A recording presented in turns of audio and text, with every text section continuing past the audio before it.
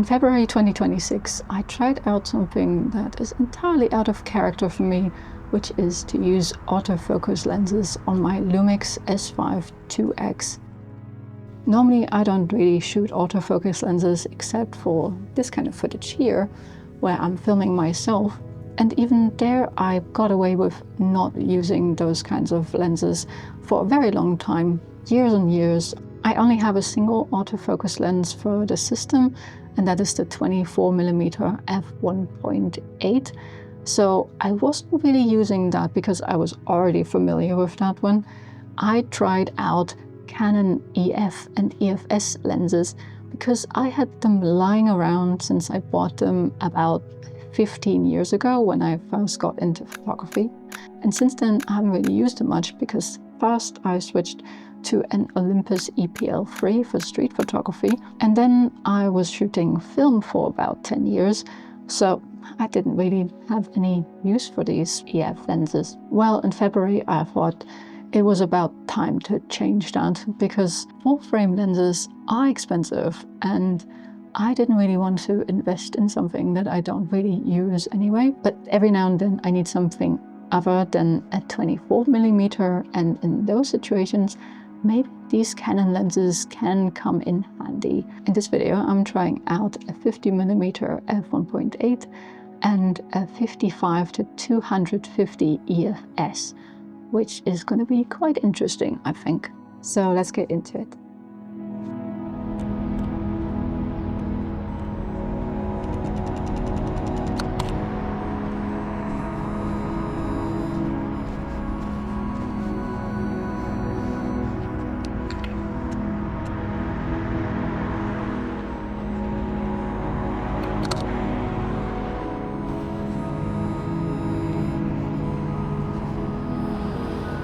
Buying expensive full-frame autofocus lenses is usually overkill for my way of shooting, and I prefer my manual Leica M-mount lenses. There is no autofocus that could give me trouble or miss focus in the deciding moment. If a picture isn't sharp enough with a manual lens, it's my fault, and I prefer that to a situation where I get frustrated with technology.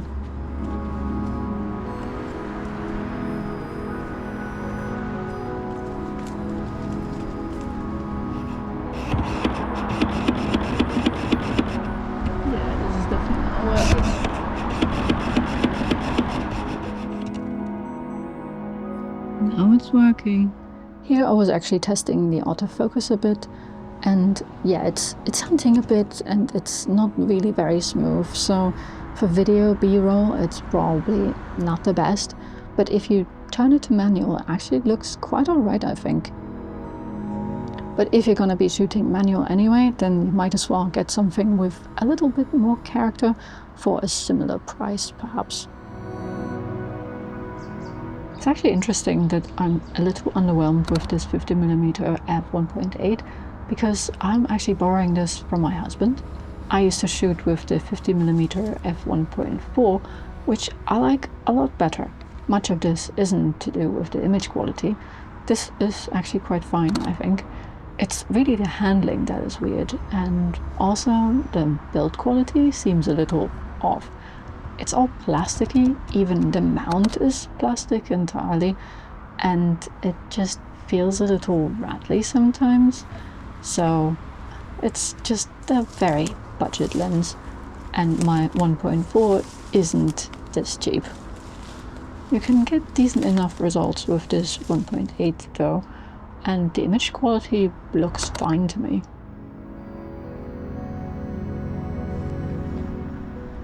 What I was doing here was actually quite adventurous, because this is swampland, and just walking into this little bit of forest is actually guaranteed to get your feet wet. But on this day I was feeling quite brave and tried it anyway, so I got lucky. I didn't get my feet wet, but I almost did.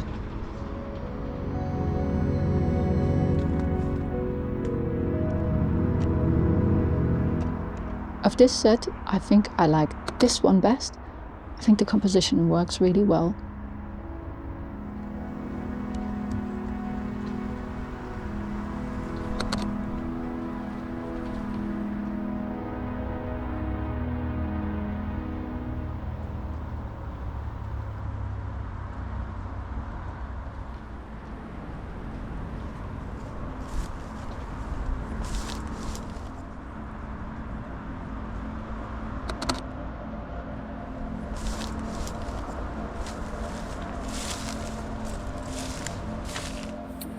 graceful, huh?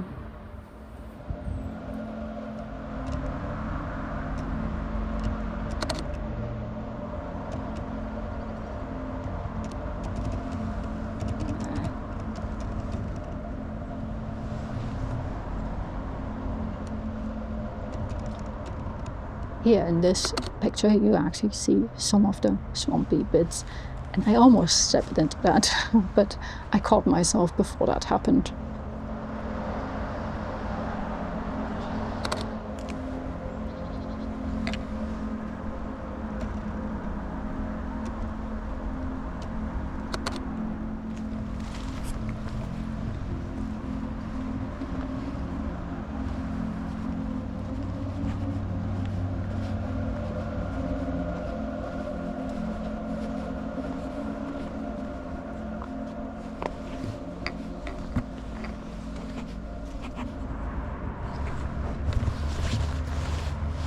Oh yeah, it happened again. My fucking magnetic filter fell again. And now I'm not gonna find it.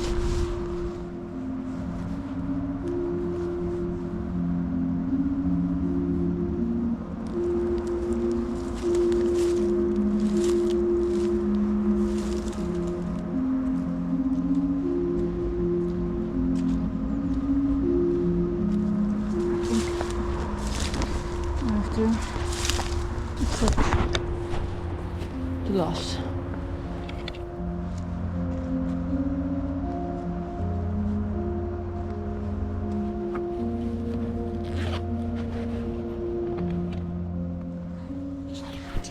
It fell into my bag. That's so stupid. Of course I can't find it if it fell into my bag. Stupid magnetic filter. Oh, God. I've been traipsing around here for ages and still. I should have looked in the back right away. That's so silly and also good because I didn't lose it. This is now the second time I nearly lost this stupid magnetic filter. It comes in handy most of the time, but if you're handling anything else, a bag, a tripod, it's just such a nightmare that it just falls off. Oh man. It serves me well while I'm taking pictures and shooting video at the same time, because I can just take it off if the settings aren't quite right, and that really helps. But in this situation where I can't really hear when it fell, it's a bit annoying. Normally I would recommend these things, but only in an urban environment where you can actually hear when it falls off. Here it's like, last time it fell into mud, this time it fell into my bag. Oh well, since we're talking anyway. Today I have this combination.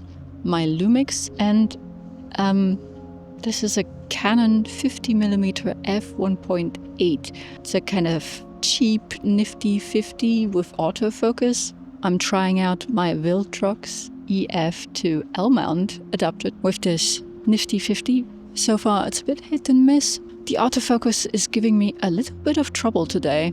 At first it didn't want to work at all. I had to restart the camera. Have you tried turning it off and on again?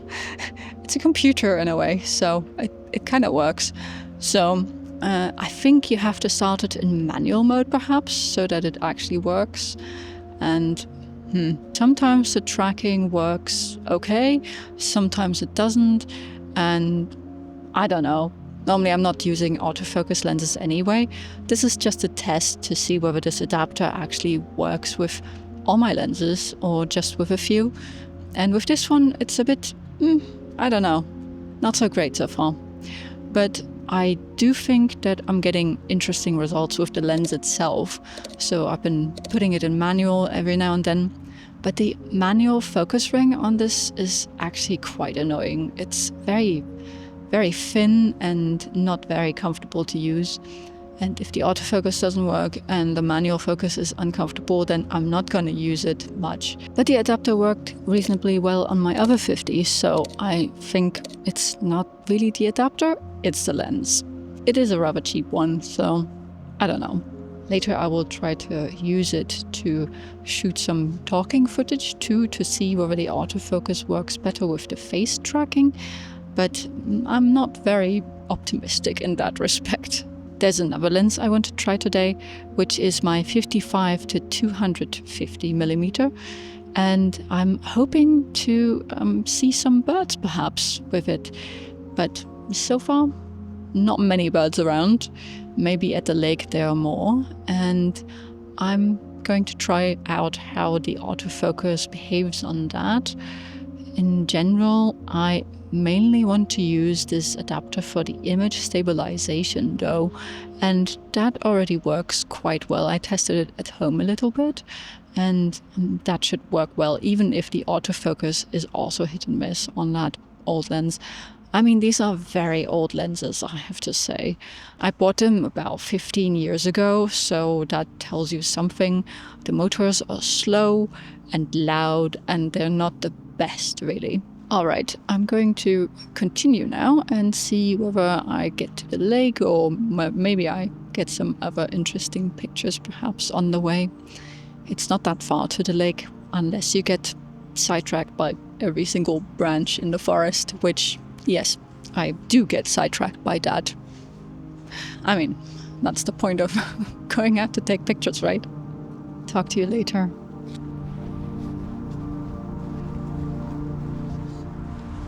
This is interesting.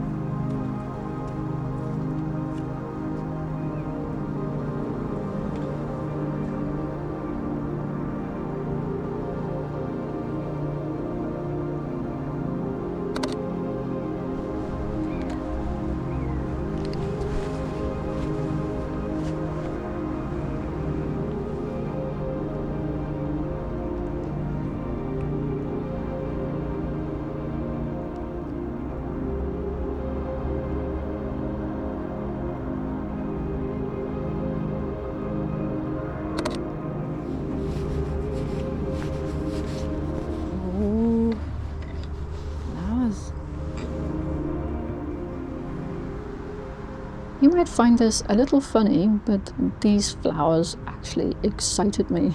It was February, and at this point we had a lot of rain and more rain throughout the whole winter.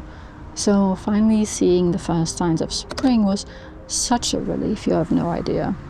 I think these pictures might also work well in black and white, and I might use them in some digital collage techniques perhaps, which was why I actually shot a lot of them, trying out different framings just to have something to work with. That's something I wouldn't really do on film, so I was quite glad that I had my Lumix on me this time.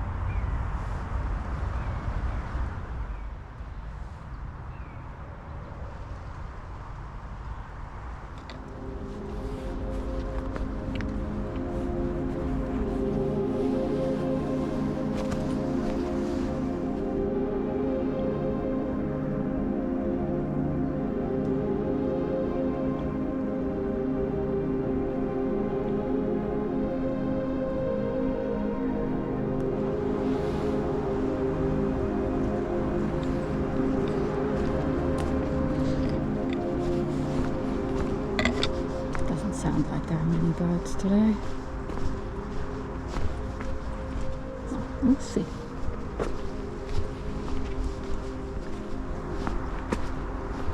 Got a few.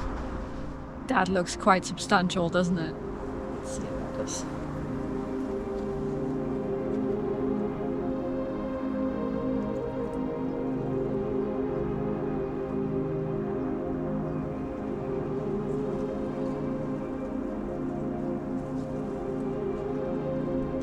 This is gonna give me motion sickness if I do it without a tripod.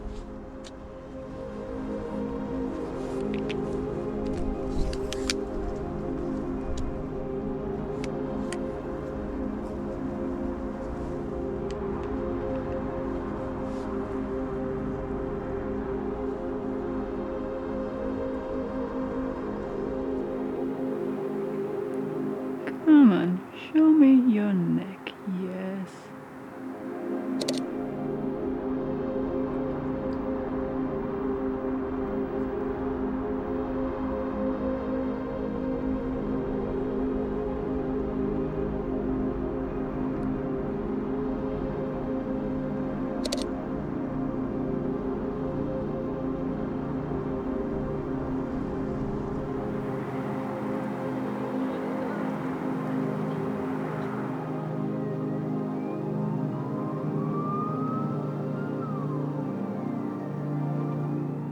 Oh, it's tracking it.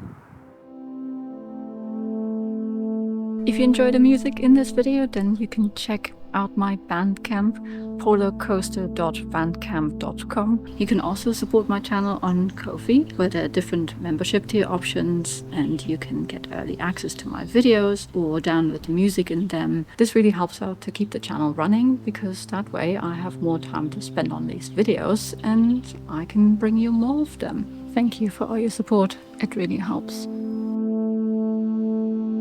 So I just tried out the 55 to 250 millimeter, this one here, and it's actually working quite well. The subject tracking worked, the animal detection worked too, and the autofocus in general worked. The image stabilization also made quite a good difference, and I thought it was a success to be trying this lens on this camera. Considering that I bought this lens 15 years ago, I'm quite impressed, I have to say. I could do with a bit more reach in this spot, so maybe next time I try this lens out on a Micro Four Thirds camera. That might help too. But for now, this is an interesting combination, and this will allow me to get some footage of the birds. But yeah, I think this outing was a success. I didn't lose my magnetic filter, so yay! It's the little things in life, isn't it? Also, the autofocus worked on both lenses in the end, and I'm quite happy with all of this. Anyway, I will head back now and see what pictures are like and whether the autofocus made a mess of this footage, for example. So, see you in the studio.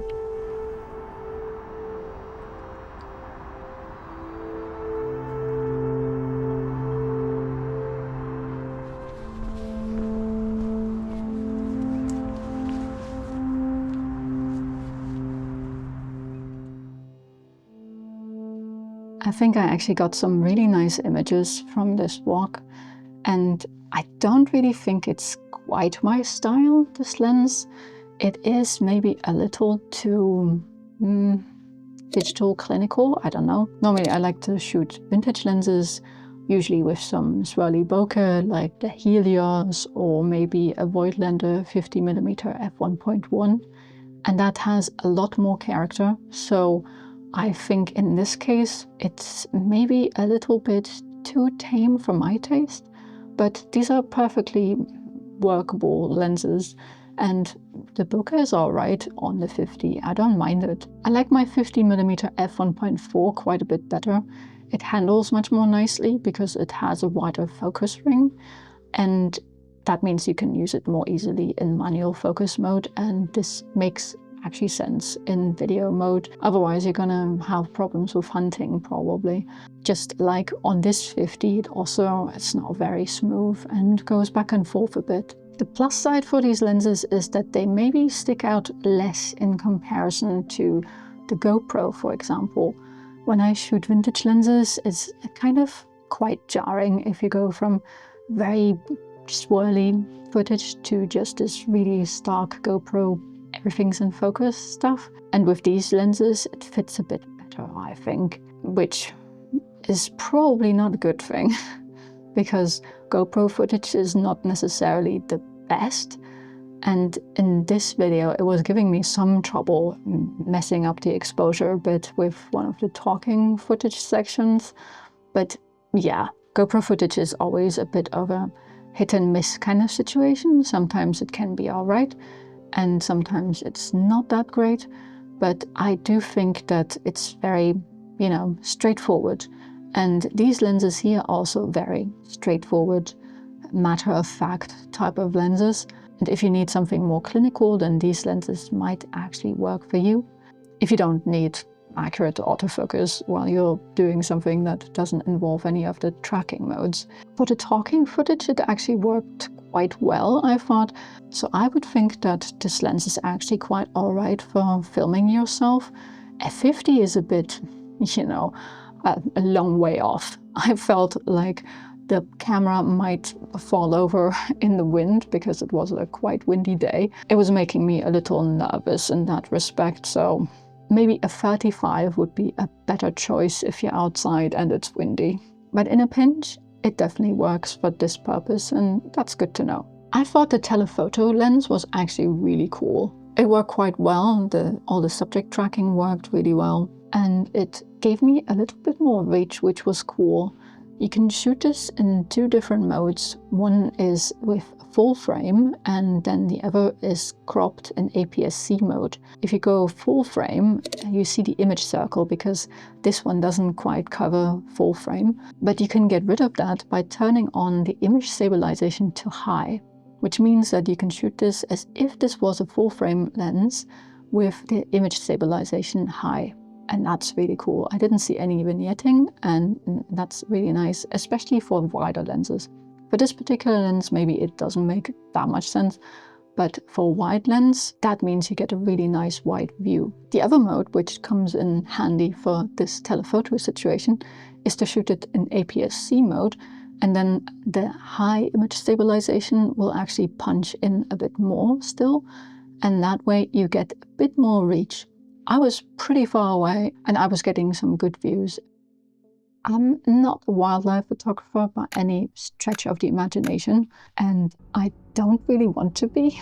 It involves a lot of uncomfortable situations like getting up very early or going out into situations that might be slightly dangerous, like don't want to meet a lion, no thanks. So I'm not gonna suddenly start making lots of wildlife images, and I'm not gonna buy some super big telephoto lens.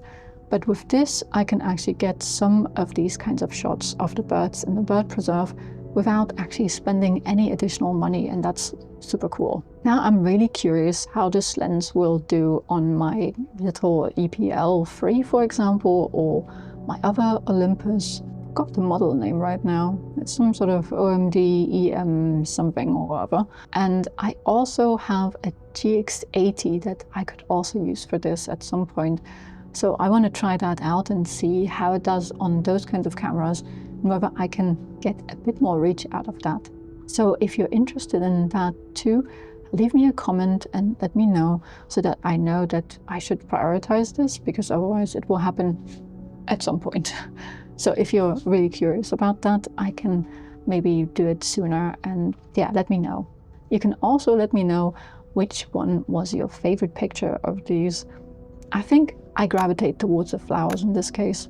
I was just very in the mood for spring, and I thought they turned out really nice.